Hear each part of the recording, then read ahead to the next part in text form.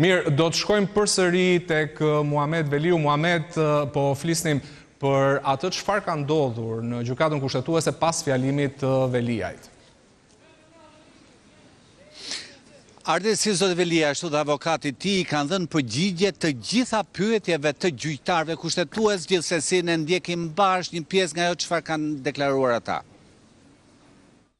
Se krijoi vështirësi vetëm koha e shkurtër në përgatitjen e një opinioni me shkrim, apo kishte arsye të tjera? Në këtë rast kur gjykohet kryetari i bashkisë, duhet merrte një votim Këshilli Bashkiak për këtë ftesë dhe nuk mund ta lindte këtë në një komunikim me sekretarin e Këshillit që nuk është as i zgjedhur, është thellësisht administrativ. Kështu që në këtë sens është shkelur, as nuk jam njoftuar të shohësh nga televizioni i Burgut që po mbitet Këshilli Bashkiak i Tiranës. Domethënë një eficiencë kur unë kam kërkuar për ndihmë ekonomike, kam kërkuar Këshillin për lloj situatash që duhet lutesh aman t'u japim lekët njerëzve që s'mbyllën dot muaj. Një eficiencë shembullore që fillon me Këshillin Bashkiak dhe mbaron me dekretin e presidentit është mbretëlënëse për eficiencën e shtetit tonë. Ne kemi pasur situata të tmeshme katastrofike, pandemia e tërmetit dhe s'kan kaluar me shpejtësi kaq madhe nga një vendim në orë, në 8 orët e 8 vendimeve që janë marrë atë ditë. Nga Këshilli te prefektura, ke ministri i linjës, te VKM-ja, te presidenti kështu me radhë.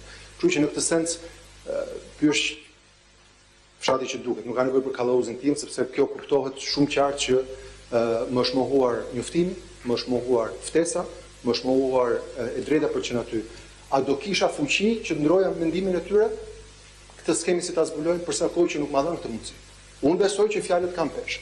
Nuk e di si do të ishte vendimi i tyre, nëse do t'i shkoja në sy dhe do t'u kujtoja pikërisht këto skenare.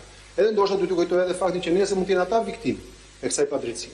Nuk e paraqitët me shkrim sepse menduat që procedura që ai ndoqi nuk ishte në përputhje me ligjin?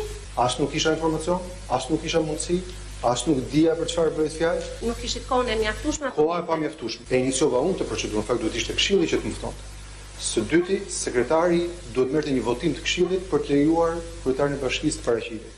Së treti, ashtu si gjykata juaj e nderuar dha një shembull si bëhet kjo procedurë sipas ligjit, duhet i shkruhet drejtorisë bugjeve që të shoqërohen.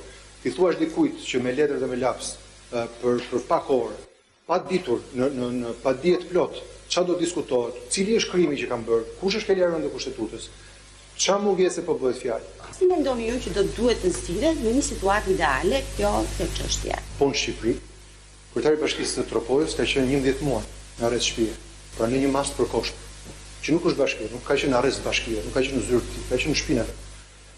Dhe tani lind pyetja, janë të gjithë qytetarët e barabartë?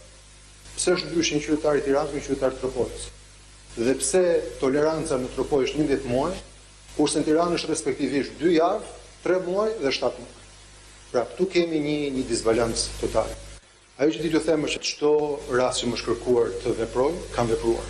Ka qenë emërimi, delegimi në kryetarëve, nuk kam penguar në Bashkinë e Tiranës të mbjelli pemë këto 8 muaj, 9 muaj. Si jam bërë pengesë për asgjë. Muhamet, dëgjuam argumentimet e Veliajt dhe mbrojtjes ti, por le të përqendrohemi tani tek ajo çfarë tha presidenca dhe kryeministria, cilat ishin argumentet e tyre.